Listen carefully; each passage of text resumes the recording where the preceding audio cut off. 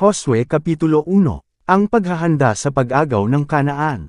Nang mamatay na si Moises na lingkod ng Panginoon, sinabi ng Panginoon sa kanang kamay ni Moises na si Josue na anak ni Nun, patay na ang lingkod kong si Moises. Kaya ngayon, maghanda kayo, ikaw at ang lahat ng Israelita, sa pagtawid sa ilog ng Jordan papunta sa lupaing ibibigay ko sa inyo.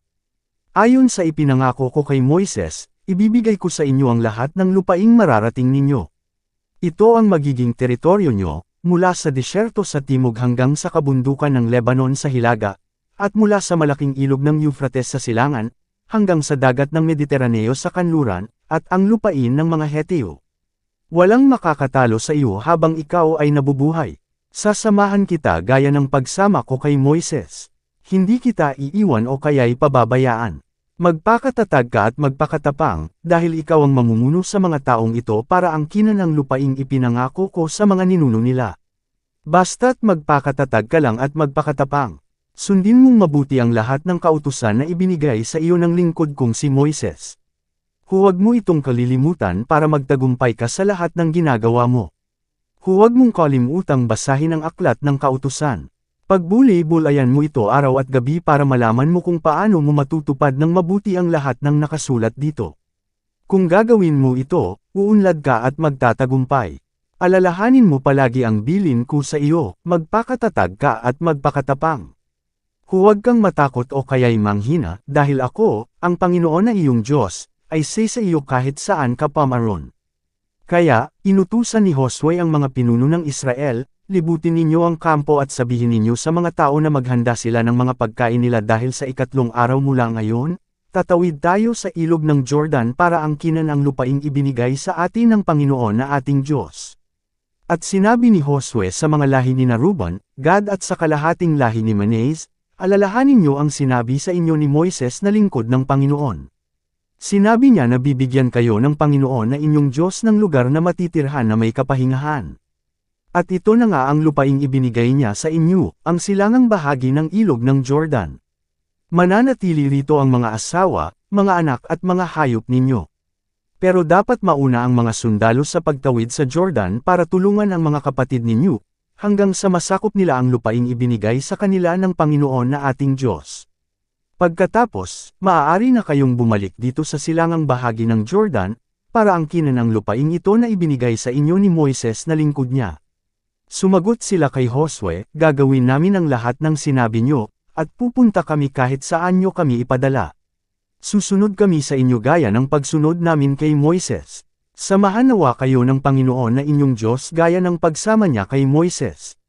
Papatayin ang sinumang lalabag sa pamumuno at utos ninyo. Kaya magpakatatag po kayo at magpakatapang. Josue Kapitulo 2. Nagpadala si Josue ng mga espiya sa Jericho. Pagkatapos, lihim na nagpadala si Josue ng 2 tao mula sa kampo ng mga Israelita sa Shittim para magspiya sa lupain ng Kanaan, lalong-lalo na sa lungsod ng Jericho. Nang makarating ang 2 espiya sa Jericho, nakituloy sila sa bahay ni Rahab na isang babaeng bayaran. Nabalitaan ng hari ng Jericho na may dumating na mga Israelita ng gabing iyon para magspiya sa kanila. Kaya nagpadala ng mensahe ang hari kay Rahab, na sinasabi, Paabesan mo ang mga taong nakituloy sa bahay mo, dahil nandito sila para magspiya sa lupain natin. Sinabi ni Rahab, totoo pong may mga taong nakituloy dito, pero hindi ko po alam kung taga saan sila. Umalis sila ng madilim na at pasara na ang pintuan ng lungsod. Hindi ko alam kung saan sila pupunta, pero kung susundan nyo agad sila, maaabutan nyo pa sila. Pero ang totoo, itinago ni Rahab ang 2 espiya sa bubong ng bahay niya at tinakpan niya sila ng mga pinagputol-putol na halaman na ginagawang telang linan na pinapatuyo niya roon. Umalis ang mga tauhan ng hari para habulin ang 2 espiya. Paglabas nila sa lungsod, isinara agad ang pintuan nito. Sa paghabol nila nakarating sila hanggang sa tawiran ng ilog ng Jordan. Bago matulog ang 2 espiya, umakyat si Rahab sa bubong at sinabi sa kanila, Alam kong ibinigay sa inyo ng Panginoon ang lupain ito at labis ang pagkatakot ng mga tao rito sa inyo. Nabalitaan namin kung paano pinatuyo ng Panginoon ang dagat na pula nang lumabas kayo sa Ehipto. Nabalitaan din namin kung paano niyo pinatay ang 2 hari ng mga Amoaryo na sina Sihon at Og, sa silangan ng Jordan. Natakot kami nang mabalitaan namin ito at naduwag ang bawat isa sa amin dahil sa inyo. Sapagkat ang Panginoon na inyong Diyos ay siyang Diyos sa langit at sa lupa. Kaya ngayon, ay pangako nyo sa pangalan ng Panginoon na tutulungan nyo ang pamilya ko gaya ng pagtulong ko sa inyo. Bigyan nyo ako ng patunay na hindi nyo papatayin ang mga magulang ko, mga kapatid ko at ang buo nilang sambahayan. Sinabi ng dalawang spiya kay Rahab, itataya namin ang buhay namin para sa inyo. Huwag mo lang ipagsasabi ang pagspiya namin dito, hindi ka namin gagalawin kapag ibinigay na ng Panginoon ang lupaing ito sa amin. Si Rahab ay nakatira sa bahay na nasa pader ng lungsod, kaya tinulungan niya ang dalawang spiya na makababa sa bintana gamit ang lubag. Sinabi ni Rahab sa kanila, pumunta kayo sa kabundukan para hindi kayo makita ng mga humahabol sa inyo. Magtago kayo roon sa loob ng 3 araw hanggang makabalik sila rito. Pagkatapos, maaari na kayong umuwi. Sinabi ng dalawang spiya kay Rahab, tutuparin namin ang ipinangako namin sa iyo. Pero kailangang gawin mo rin ito, kapag nilusob na namin ang lupain nyo, itali mo ang pulang lubag na ito sa bintanang binabaan namin. Tipunin mo sa bahay mo ang mga magulang mo, mga kapatid mo at ang buo nilang sambahayan. Kung may isang lalabas at pupunta sa daan, hindi na namin pananagutan kapag namatay siya. Pero may pananagutan kami kapag may namatay sa loob ng bahay mo. Pero kung ipagsasabi mo ang mga ginagawa namin, hindi namin tutuparin ang ipinangako namin sa iyo. Sumagot si Rahab, oo, payag ako. Pagkatapos, pinaalis sila ni Rahab, at itinali niya agad ang pulang lubad sa bintana. Nang makaalis na ang dalawang spiya, pumunta sila sa kabundukan. Doon sila nagtago sa loob ng 3 araw habang hinahanap sila ng mga tauhan ng hari sa mga daanan. Hindi sila nakita, kaya umuwi na lang ang mga tauhan ng hari. Bumaba ng kabundukan ang dalawang spiya, at tumawid sa ilog at bumalik kay Josue. Ikinwento nila kay Josue ang lahat ng nangyari. Sinabi nila, totoong ibinibigay ng Panginoon ang buong lupain sa atin. Ang mga tao roon ay takot na takot sa atin. Josue Kapitulo 3. Tumawid ang mga Israelita sa Jordan. Maaga pa bumangon na si Josue at ang lahat ng mga Israelita. Umalis sila sa Shittim at pumunta sa ilog ng Jordan. Nagkampo muna sila roon bago sila tumawid. Pagkalipas ng 3 araw, nag-ikot sa kampo ang mga pinuno at sinabi sa mga tao, kapag nakita niyong dinadala ng mga pari na Malevita ang kahon ng kasunduan ng Panginoon na inyong Diyos, sumunod kayo sa kanila, para malaman niyo kung saan kayo dadaan, dahil hindi pa kayo nakakadaan doon. Pero huwag kayong lalapit sa kahon ng kasunduan, magkaroon kayo ng agwat na 1 kilometro. Pagkatapos, sinabi ni Josue sa mga tao, linisin niyo ang inyong sarili dahil bukas ipapakita sa inyo ng Panginoon ang mga kamanghamanghang bagay. Sinabi rin ni Josue sa mga pari, dalhin niyo na ang kahon ng kasunduan at mauna kayo sa mga tao. Sinunod nila ang sinabi ni Josue. At sinabi ng Panginoon kay Josue, sa araw na ito, pararangalan kita sa harap ng lahat ng Israelita para malaman nilang sumasa iyo ako gaya ng pagsama ko kay Moises.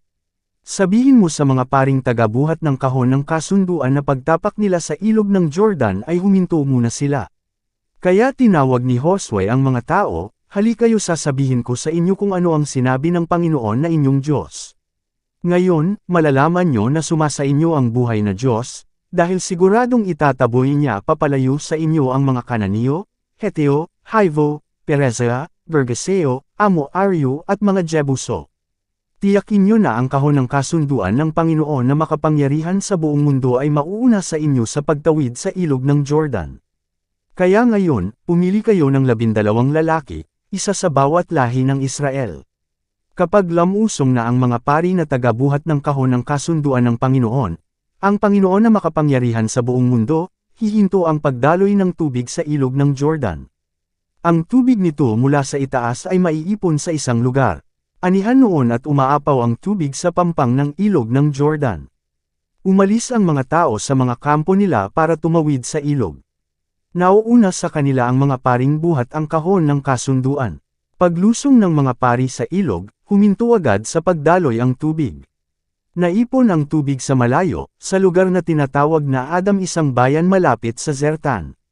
Walang tubig na damaloy papunta sa dagat na patay, kaya nakatawid ang mga tao sa lugar na malapit sa Jericho. Nakatayo sa gitna ng natuyong ilog ang mga pari na buhat ang kahon ng kasunduan habang tumatawid ang mga Israelita. Hindi sila umalis doon hanggat hindi nakakatawid ang lahat. Josue Kapitulo 4. Nagtayo ang mga Israelita ng monumento. Nang makatawid na ang lahat ng mamamayan ng Israel sa ilog ng Jordan, sinabi ng Panginoon kay Josue, "Pumili ka ng 12 lalaki, isa sa bawat lahi, at utusan ang bawat isa sa kanila na kumuha ng isang bato sa gitna ng ilog, doon sa kinatatayuan ng mga pari. Pagkatapos, dadalhin nila ito sa lugar na tutuluyan nyo ngayong gabi." Kaya tinawag ni Josue ang 12 lalaki na pinili niya mula sa bawat lahi ng Israel at sinabi, "Pumunta kayo sa gitna ng ilog, sa harap ng kahon ng kasunduan ng Panginoon na inyong Diyos. Ang bawat isa sa inyo ay kumuha ng isang malaking bato para sa bawat lahi ng Israel at pasanin ito. Gawin niyo agad itong monumento bilang alaala sa ginawa ng Panginoon. Sa darating na panahon, kapag nagtanong ang mga anak niyo kung ano ang ibig sabihin ng mga batong ito, sabihin niyo sa kanila na huminto sa pagdaloy ang ilog ng Jordan nang itinawid dito ang kahon ng kasunduan ng Panginoon. Ang mga batong ito ay isang alaala para sa mga mamamayan ng Israel magpakailanman." Sinunod ng 12 Israelita ang iniutos sa kanila ni Josue, ayon sa sinabi ng Panginoon. Kumuha sila ng 12 bato sa gitna ng ilog, isang bato para sa bawat lahi ng Israel. Dinala nila ang mga bato sa kampo nila at inilagay doon. Naglagay din si Josue ng 12 bato sa gitna ng ilog, sa lugar na kinatatayuan mismo ng mga paring buhat ang kahon ng kasunduan. Hanggang ngayon nandoon pa ang mga batong iyon. Nanatiling nakatayo sa gitna ng ilog ang mga pari hanggang sa matapos ng mga tao ang lahat ng iniutos ng Panginoon kay Josue, na ayon din sa iniutos ni Moises kay Josue. Nang makatawid na silang lahat, itinawid din ang kahon ng kasunduan. At nauna ulit ang mga pari sa mga tao. Tumawid din at nauna sa mga tao ang mga lalaking armado mula sa lahi ni Ruben, Gad at kalahating lahi ni Manasi, ayon sa iniutos ni Moises sa kanila. Ang 40,000 armadong lalaki ay dumaan sa presensya ng Panginoon at pumunta sa kapatagan ng Jericho para makipaglaban. Nang araw na iyon, pinarangalan ng Panginoon si Josue sa harap ng mga Israelita. At iginalang si Josue ng mga tao sa buong buhay niya gaya ng ginawa ng mga tao kay Moises. Pagkatawid noon ng mga Israelita sa ilog ng Jordan, sinabi ng Panginoon kay Josue, "Utusan mo ang mga paring may buhat ng kahon ng kasunduan, na umahan na sila sa ilog ng Jordan." At sinunod iyon ni Josue. Kaya umahan ang mga pari na dala ang kahon ng kasunduan ng Panginoon. At pagtapak nila sa pampang, damaloy ulit ang tubig at umapaw gaya ng dati. Ang pagtawid ng mga Israelita sa ilog ng Jordan ay nangyari ng 10 araw ng unang buwan. Pagkatapos, nagkampo ang mga Israelita sa Gilgal, sa gawing silangan ng Jericho. Doon ipinalagay ni Josue ang 12 bato na ipinakuha niya sa ilog ng Jordan. Sinabi ni Josue sa mga Israelita, "Sa darating na panahon, kapag nagtanong sa inyo ang mga anak nyo kung anong ibig sabihin ng mga batong ito, sabihin nyo na lumakad sa tuyong lupa ang mga Israelita nang tumawid sila sa ilog ng Jordan. Sabihin nyo sa kanila na pinatuyo ng Panginoon na inyong Diyos ang ilog ng Jordan hanggang sa makatawid kayo, gaya ng ginawa niya sa dagat na pula hanggang sa makatawid tayo. Ginawa niya ito para kilalanin ng lahat ng mga tao sa mundo na makapangyarihan ang Panginoon at upang lagi kayong magkaroon ng takot sa Panginoon na inyong Diyos." Josue Kapitulo 5. Ang pagtutuli. Nabalitaan ng lahat ng hari na Amoaryo sa kanluran ng Jordan at ng lahat ng haring Kananiyo sa baybayin ng dagat ng Mediteraneo kung paanong pinatuyo ng Panginoon ang ilog ng Jordan nang tumawid ang mga Israelita. Kaya natakot sila at naduwag sa pakikipaglaban sa mga Israelita. Nang panahong iyon, sinabi ng Panginoon kay Josue, "Gumawa ka ng mga patalim na gawa sa bato, at tuliin ang mga Israelita." Ito ang ikalawang pagkakataon na tutuliin ang mga Israelitang hindi patuli. Kaya gumawa si Josue ng mga patalim, at tinuli ang mga lalaking Israelita roon sa lugar na tinawag na bundok ng pinagtulian. Ito ang dahilan kung bakit tinuli ni Josue ang mga lalaki. Nang umalis ang mga Israelita sa Ehipto, ang lahat ng lalaki ay natuli na. Pero ang mga isinilang sa loob ng 40 taon na paglalakbay nila sa ilang ay hindi pa natutuli. Nang panahong iyon, ang mga lalaking nasa tamang edad na para makipaglaban ay nangamatay dahil hindi sila sumunod sa Panginoon. Sinabi sa kanila ng Panginoon na hindi nila makikita ang maganda at masaganang lupain na ipinangako niya sa mga ninuno nila. Ang mga anak nilang lalaki na pumalit sa kanila ang tinuli ni Josue, dahil hindi pa sila tuli ng panahong naglalakbay sila. Matapos silang matuli, nanatili sila sa mga kampo nila hanggang sa gumaling ang mga sugat nila. At sinabi ng Panginoon kay Josue, sa araw na ito, inalis ko sa inyo ang kahihiyan ng pagiging alipin nyo sa Ehipto. Kaya ang lugar na iyon ay tinawag na Gilgal hanggang ngayon. Noong gabi ng ika-14 na araw ng unang buwan, habang nagkakampo pa ang mga Israelita sa Gilgal, sa kapatagan ng Jericho, ipinagdiwang nila ang pista ng paglampas ng anghel. Kinaumagahan, kumain sila ng mga produkto ng lupaing iyon, binusang trigo at tinapay na walang pampaalsa. Mula ng araw na iyon, tumigil na ang pagbagsak ng mana, at wala ng mana, ang mga Israelita. Ang pagkain nila ay galing na sa inani sa lupain ng Kanaan. Nang malapit na si Josue sa Jericho, bigla niyang nakita ang isang lalaking nakatayo sa harap niya na may hawak na espada. Tinanong siya ni Josue, kakampi ka ba namin o kalaban? Hindi, sagot ng lalaki. Naparito ako bilang pinuno ng mga sundalo ng Panginoon. Nagpatira pa si Josue bilang paggalang sa kanya at nagtanong, Ginoo, ano po ang gusto niyong ipagawa sa akin na inyong lingkod? Sumagot ang commander ng mga sundalo ng Panginoon, habarin mo ang sandalyas mo, dahil banal na lugar ang kinatatayuan mo. At sinunod ni Josue ang iniutos sa kanya.